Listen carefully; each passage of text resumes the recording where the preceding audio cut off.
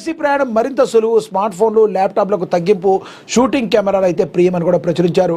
కేంద్ర ఆర్థిక మంత్రి నిర్మలా సీతారామన్ ప్రవేశపెట్టిన తాజా బడ్జెట్ దేశ ఆర్థిక వ్యవస్థతో పాటు సామాన్యుల రోజువారీ ఖర్చులపై ప్రత్యక్ష ప్రభావం చూపనుంది. పలు దిగుమతి సుంకాలు తగ్గించడం, కొన్ని రంగాలకు రాయితీలు ఇవ్వడం వల్ల అనేక వస్తువుల ధరలు తగ్గే అవకాశం ఉంది. అయితే మరికొన్ని వస్తువులు మాత్రం మరింత ఖరీదుగా మారనున్న ఈ నేపథ్యంలో బడ్జెట్ తర్వాత ఏ ధరలు పెరుగుతాయి, ఏవేవి తగ్గుతాయి అనే అంశాలు పరిశీలిద్దాం. ప్రజలకు ఊరటగా ధరలు తగ్గే వస్తువులు ఏంటో ముందైతే మనం చూద్దాం.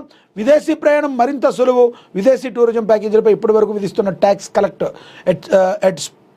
సోర్స్ను 5% నుంచి 2% తగ్గించారు. దీంతో విదేశీ పర్యటనలకు వెళ్లే మధ్యతరగతి ఉద్యోగ వర్గాలకు ఖర్చు కొంత మేరకు తగ్గే అవకాశం స్పష్టంగా కనబడుతుందని కూడా ప్రచురించారు. ఇక విదేశీ విద్య మరింత అందుబాటులో. విదేశాల్లో చదువుకునే విద్యార్థుల తల్లిదండ్రులకు ఇది శుభవార్త. లిబరైజ్డ్ రెమిటెన్స్ స్కీమ్ కింద విద్యా ఖర్చులపై విధించే డిటిఎస్ రేటు తగ్గించారు. దీంతో ఫీజుల చెల్లింపులు తేలిక కానున్నాయి. ఇక మద్యం తయారీ ముడిసరుకు చౌక. ఆల్కహాల్ తయారీలో ఉపయోగించే కొన్ని ముడిసరుకులు, కొన్ని రకాల ఖనిజాల పై కస్టమ్స్ డ్యూటీ 5% నుంచి 2% తగ్గించారు. దీని ప్రభావం పానీయాల ధరలపై పరోక్షంగా కనిపించవచ్చు. మరి షూ ఎగుమతులకు ఊతం. పాదరక్షలుగా తయారు రంగానికి పెద్ద ఊరట లభించింది. ఈ అప్పర్ తయారీకి అవసరమైన ముడిసరుకులను కూడా మరి దీని మీద ఒక క్లారిటీ వచ్చే అవకాశం అయితే ఉంది. ఓవరాల్గా చూసుకుంటే ఈ ధరలు మరి కొంతమేరకు తగ్గే అవకాశం అయితే కనబడుతుంది. ఏదైతే మాత్రం మరి కేంద్రం తీసుకున్న నిర్ణయంతో కొన్ని సెల్ ఫోన్లకు సంబంధించినవి కావచ్చు, కొన్నిటికి మరి స్మార్ట్ ఫోన్లకు సంబంధించినవి కొంత తగ్గే అవకాశం అయితే స్పష్టంగా కనబడుతుందని ప్రచురించారు. ఇక అదేవిధంగా చూసుకుంటే తెలంగాణకు గుండు సున్నానే. మరి 8 మంది బీజేపీ ఎంపీలను గెలిపించిన తెలంగాణకు అన్యాయమే జరిగిందని మోడీ చెప్పే కోఆపరేటివ్ ఫెడరలిజం ఇదేనా అని కేంద్ర బడ్జెట్పై తెలంగాణ జాగృతి అధ్యక్షురాలు కల్వకుంట్ల కవిత మరి ప్రశ్నల వర్షాన్ని అయితే కురిపించారు.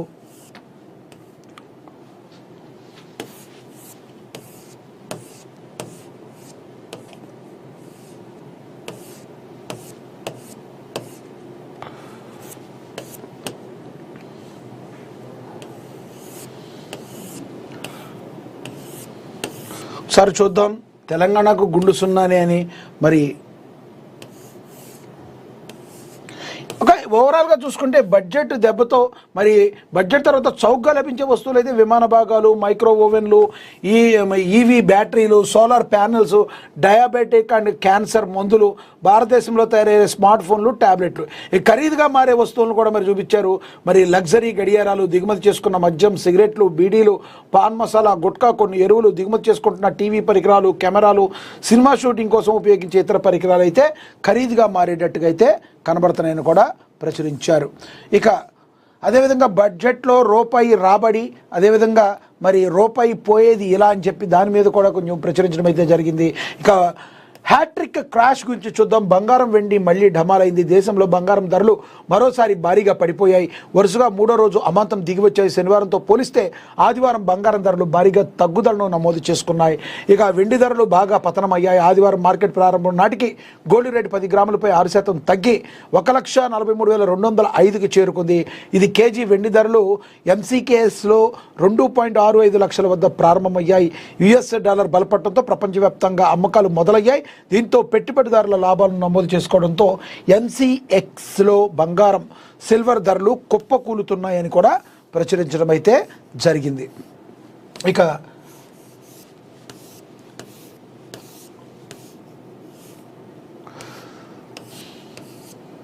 తెలంగాణతో బడ్జెట్ మేలని చెప్పి ఆయన మాట్లాడటం జరిగింది. ఇక ఓవరాల్గా లెక్కేసుకుంటే కేసీఆర్ను విచారించిన సెట్ మనం తెలుసుకుందాం. ఇక దేశ ఆంక్షలను ప్రతిబింబించిన బడ్జెట్ అని చెప్పి ప్రధాని మోడీ ఈ బడ్జెట్ గురించి అయితే ప్రశంసల జల్లు కురిపించడాన్ని అయితే మనం గమనించవచ్చు. ఇక ఆర్థిక మంత్రి నిర్మలా సీతారామన్ నేడు పార్లమెంట్లో ప్రవేశపెట్టిన 2026-27 కేంద్ర బడ్జెట్పై ప్రధాని నరేంద్ర మోడీ ప్రశంసల వర్షం కురిపించారు. ఈ బడ్జెట్ను అద్భుత అవకాశాల రహదారిగా అభివర్ణించారు. ఈ బడ్జెట్ ద్వారా భారతదేశం ప్రయాణిస్తున్న సంస్కరణ ఎక్స్ప్రెస్కు కొత్త శక్తి, ఊపు లభిస్తుందని ఆయన ధీమా వ్యక్తం చేశారు. దేశ ప్రజల ఆకాంక్షలను ప్రతిబింబిస్తూ భవిష్యత్ తరాలకు బలమైన పునాది వేసేలా ఈ బడ్జెట్ ఉందని ఆయన పేర్కొన్నారు. ఈ బడ్జెట్ చారిత్రాత్మకమైనదని, ఇది భారత నారీ శక్తికి బలమైన ప్రతిబింబమని ప్రధాని మోడీ అన్నారు. మహిళా ఆర్థిక మంత్రిగా నిర్మలా సీతారామన్ వరుసగా 9వ బడ్జెట్ను ప్రవేశపెట్టి రికార్డు సృష్టించారని నిర్మలా సీతారామన్ మీద పొగడ్తల వర్షాన్ని అయితే నరేంద్ర మోడీ కురిపించడం అయితే జరిగింది. ఇక అదే సందర్భంలో ప్రజలను విస్మరించిన బడ్జెట్. ప్రతిపక్ష నేత రాహుల్ గాంధీ ఫైర్ అయ్యారు. షేర్ మార్కెట్ కుప్పకూలింది బడ్జెట్ వల్లే అని అఖిలేష్ యాదవ్ అయితే చెప్పారు. కేంద్ర ప్రభుత్వం ప్రవేశపెట్టిన 2026-27 బడ్జెట్పై విపక్షాల తీవ్ర స్థాయిలో విరుచుకుపడ్డ విపక్షాలు దేశం ఎదుర్కొంటున్న వాస్తవ ఆర్థిక సామాజిక సవాళ్లను ప్రభుత్వం పూర్తిగా విస్మరించిందని లోక్సభ ప్రతిపక్ష నేత రాహుల్ గాంధీ ఆరోపించారు. నిరుద్యోగం, తయారీ రంగం క్షీణత, రైతుల కష్టాలు వంటి కీలక సమస్యలను పరిష్కరించడంలో ఈ బడ్జెట్ ఘోరంగా విఫలమైందని చెప్పి మరి ఆయన విమర్శించారు. ఎక్స్ వేదికగా రాహుల్ గాంధీ స్పందించారు. ఉద్యోగాలు లేని యువత, మరి పడిపోతున్న తయారీ రంగం, దేశం నుంచి తరలిపోతున్న పెట్టుబడులు, కుప్పకూరుతున్న కుటుంబ పొదుపు, రైతుల కష్టాలు, పొంచి ఉన్న ప్రపంచ ఆర్థిక సంక్షోభాలు, వీటన్నిటిని బడ్జెట్ పట్టించుకోలేదు. దిద్దుబాటు చర్యలకు నిరాకరిస్తున్న ఈ బడ్జెట్ భారతదేశ వాస్తవ సంక్షోభాల పట్ల గుడ్డిగా వ్యవహరిస్తుందని ఆయన తన పోస్టులో పేర్కొన్నారు. రాహుల్తో పాటు ఇతర విపక్ష నేతలు కూడా బడ్జెట్ మీద పెదవి విరిచారు. వృద్ధిని పునరుద్ధరించడానికి, ఉపాధి కల్పించడానికి ఇందులో సరైన సంస్కరణలు లేవని చెప్పి మరి రాహుల్ గాంధీ విమర్శించడం జరిగింది. ఒక పక్క నరేంద్ర మోడీ ప్రశంసలు కురిపిస్తే ప్రతిపక్ష నేతగా ఉన్న రాహుల్ గాంధీ విమర్శలు గుప్పించారు. మీరేమనుకుంటున్నారు? ఈ బడ్జెట్ వలన మరి దేశానికి ఎంతవరకు మేలు జరిగింది అనుకుంటున్నారు?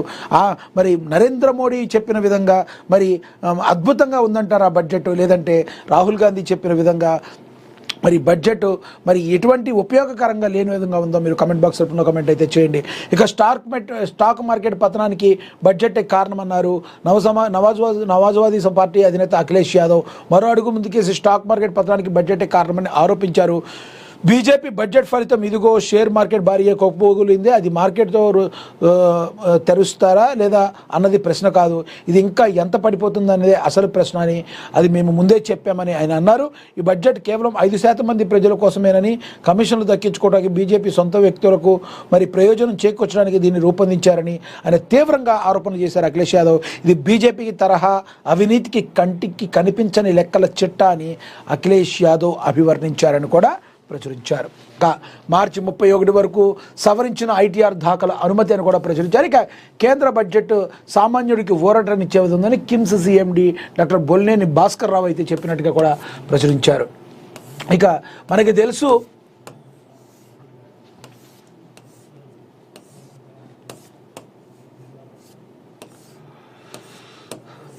కల్వకుంట్ల జాగృతి అధ్యక్షులు తెలంగాణకు గుండె సున్నారని 8 మంది బీజేపీ ఎంపీలను గెలిపించిన తెలంగాణకు అన్యాయం జరిగిందని చెప్పి మరి ప్రచురించారు. ఏది ఏమైనప్పటికీ కూడా తెలంగాణకి బడ్జెట్తో మరి ఎటువంటి న్యాయం జరగలేదు. 8 మంది ఎంపీలను గెలిపించాం మీకోసం, కానీ మీరు చేసింది ఏంటి? ఇంత తెలంగాణకు అన్యాయం చేస్తారని తెలంగాణ జాగృతి అధ్యక్షులు కల్వకుంట్ల కవిత ఆవేదన వ్యక్తం చేయడం అయితే జరిగింది. మరి ఒక తెలంగాణ అధ్యక్షురాలు కావచ్చు, బట్టి విక్రమార్క కాంగ్రెస్ నుంచి కావచ్చు, ఎవరు కూడా ఈ బడ్జెట్ మీద సరిగ్గా రాలేదు అని చెప్పి విపక్షాలని గోల్ చేస్తుంటే